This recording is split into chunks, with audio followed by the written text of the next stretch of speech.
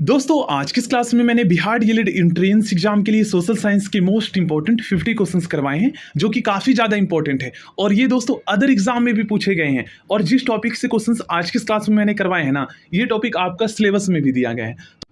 Question number 1, Bharat एक क्या है? दोस्तों भारत एक राज्यों का संघ है जिसे हम इंग्लिश में यूनियन ऑफ स्टेट्स कहते हैं। ठीक ना, फेडरेशन आपको नहीं कहना है। भारत एक फेडरेशन नहीं है, यूनियन ऑफ स्टेट्स है। भारतीय संविधान के आर्टिकल 1 में यह घोषणा की गई है कि इंडिया अर्थात भारत क्या है? दोस्तों भारत राज्यों का संघ है। नेक्स्ट क्वेश्चन में पूछा गया है भारत का संविधान भारत को कैसे वर्णित करता है? दोस्तों भारत का संविधान भारत को राज्यों का संघ के रूप में वर्णित करता है, इंग्लिश में यूनियन ऑफ स्टेट्स के रूप में। आंध्र प्रदेश एक भाषाई राज्य के रूप में गठित किया गया, कब किया गया? तो 1953 में। भारतीय संघ में किसी राज्य को दोस्तों शामिल करने का अधिकार किसे प्राप्त है? तो इसका राइट आंसर होगा भारतीय संसद को। किसी राज्य के नाम में परिवर्तन करने का अधिकार निम्नलिखित में से किसको प्राप्त है? भारतीय संसद को। नेक्स्ट क्वेश्चन काफी इंपॉर्टेंट है, यहां पर मे को आप लोग के कर लीजिएगा। राज्यों के पुनर्गठन, देखिए पुनर्गठन का मतलब यहां पर है रीऑर्गेनाइजेशन संबंधी बिल को संसद में पेश प्रस्तुत करने से पहले किसकी सहमति प्राप्त करना आवश्यक है? इसका राइट आंसर होगा राष्ट्रपति की।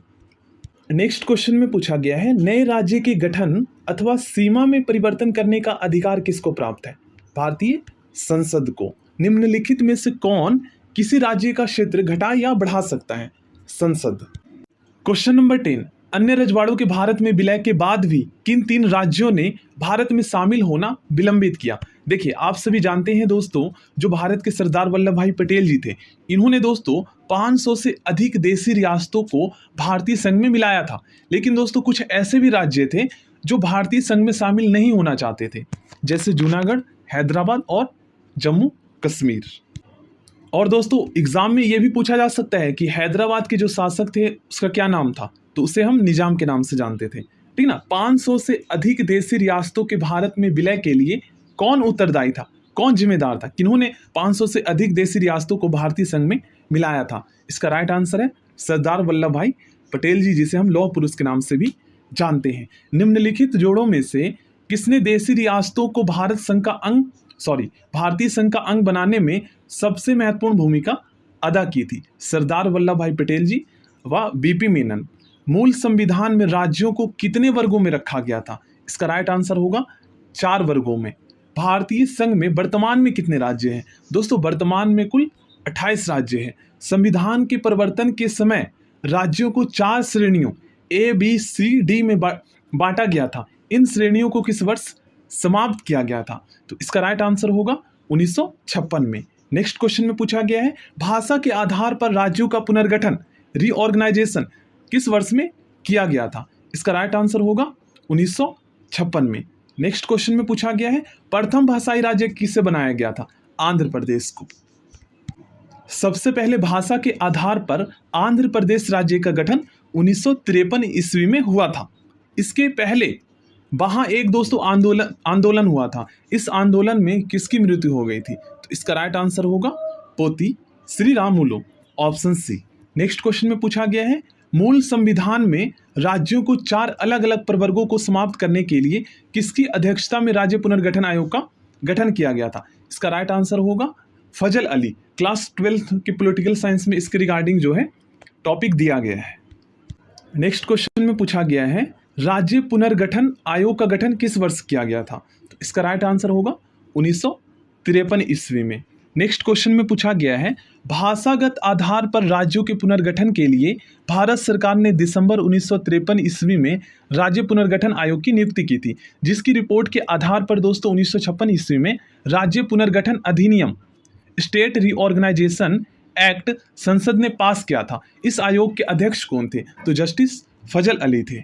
नेक्स्ट क्वेश्चन में पूछा गया है निम्नलिखित में से किस वर्ष में भारत के राज्यों के पुनर्गठन और उससे जुड़े मामलों के लिए अधिनियम पारित किया गया था? तो इसका राइट आंसर होगा 1956 ईस्वी में। 1956 के राज्य पुनर्गठन अधिनियम स्टेट रीऑर्गेनाइजेशन एक्ट द्वारा कितने राज्य और यूनियन टेरिटरीज की स्थापना की गई थी। तो उस टाइम दोस्तों 14 स्टेट्स और 6 यूनियन टेरिटरीज स्थापित किए गए थे, कह सकते हैं उनका स्थापना किया गया था।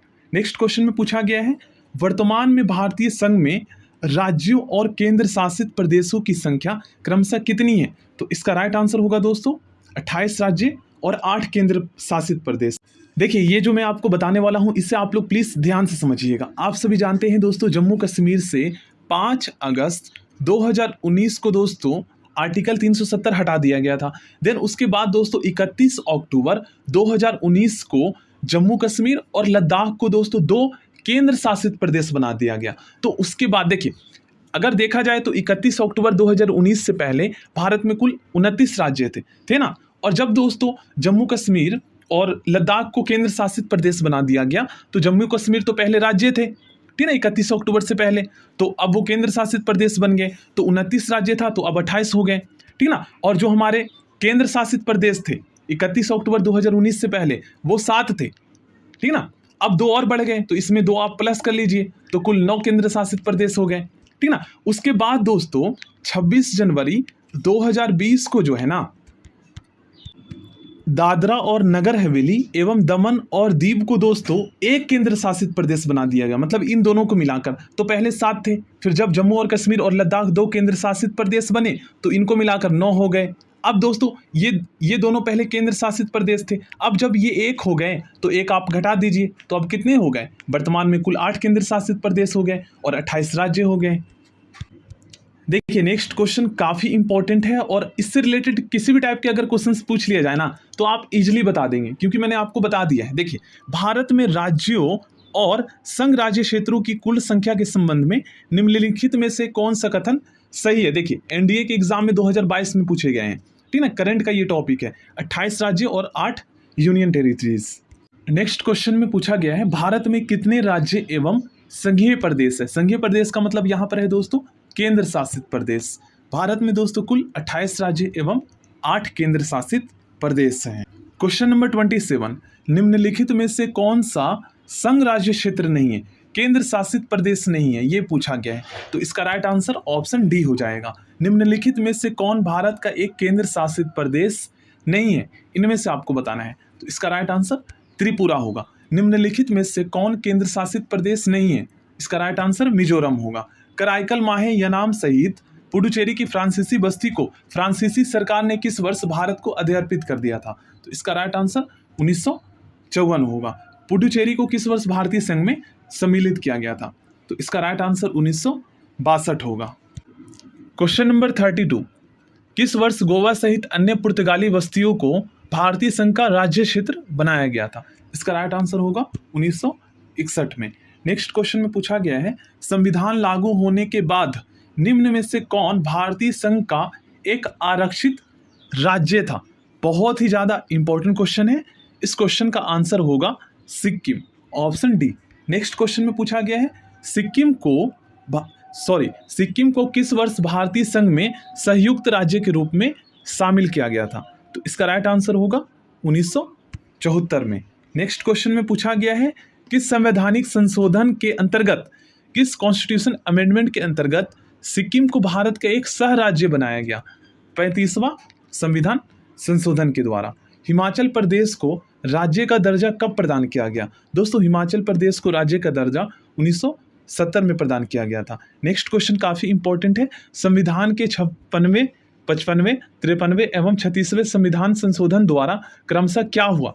तो इसका राइट आंसर होगा गोवा, अरुणाचल प्रदेश, मिजोरम तथा सिक्किम को राज्य का दर्जा प्रदान किया गया था। मिला लीजिएगा, कब मतलब कौन से संशोधन के द्वारा कौन से राज्य को राज्य का दर्जा दिया गया? किस आयोग की अनुशंसा के आधार पर पंजाब पुनर्गठन अधिनियम द्वारा पंजाब और हरियाणा राज्य गठित किए गए? तो इसका राइट आंसर होगा धर आयोग। क्वेश्चन नंबर 39, निम्नलिखित में से किस वर्ष सिक्किम को राज्य का दर्जा प्रदान किया गया था? इसका राइट आंसर होगा 1975 में। क्वेश्चन नंबर 40, लगभग 280 साल के फ्रांसीसी शासन के बाद 1954 में निम्नलिखित में से कौन भारत का एक केंद्र शासित प्रदेश बन गया? इसका राइट आंसर होगा पुडुचेरी। झारखंड राज्य का गठन कब हुआ था? दोस्तों, झारखंड राज्य का गठन 15 नवंबर सन 2000 को हुआ था, क्योंकि इससे पहले दोस्तों ये भारत का ही एक पार्ट था, ठीक है ना, भारत और झारखंड मिला हुआ था। नेक्स्ट क्वेश्चन में पूछा गया है सिक्किम दोस्तों भारत का जो वायसवा राज्य जो है ना, किस संविधान संशोधन के तहत बना था, के द्वारा बना था? तो इसका राइट आंसर होगा 36वें संविधान संशोधन द्वारा। नेक्स्ट क्वेश्चन में पूछा गया है 3 राज्यों छत्तीसगढ़, उत्तराखंड और झारखंड का गठन निम्नलिखित में से किस वर्ष में किया गया था? तो यहाँ पर आप लोग आंसर देख ही सकते हैं, सन 2000 में। नेक्स्ट क्वेश्चन, किसी राज्य से कोई क्षेत्र अलग कर या 2 या अधिक राज्यों को मिलाकर या किसी राज्य क्षेत्र को किसी राज्य के साथ मिलाकर नए राज्य का निर्माण कौन कर सकता है? तो इससे रिलेटेड ऑलरेडी हम क्वेश्चंस कर भी चुके हैं, संसद करता है। भारत में एक नया राज्य बनाने के लिए विधेयक को पारित होना अनिवार्य है, संसद में साधारण बहुमत से। इसका राइट आंसर ऑप्शन बी होगा। निम्नलिखित में से किस केंद्र शासित प्रदेश को आंशिक राज्य का दर्जा दिया गया है? पुडुचेरी को। नेक्स्ट क्वेश्चन में पूछा गया है नीचे दिए गए राज्यों का भारत संघ के संपूर्ण राज्य का दर्जा प्राप्त होने का सही कालानुक्रम कौन सा है? इसका राइट आंसर ऑप्शन बी हो जाएगा।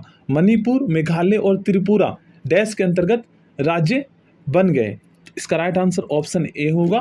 उत्तर पूर्वी क्षेत्र अधिनियम 1971 के तहत एक भारतीय राज्य के रूप में बिहार कब बना?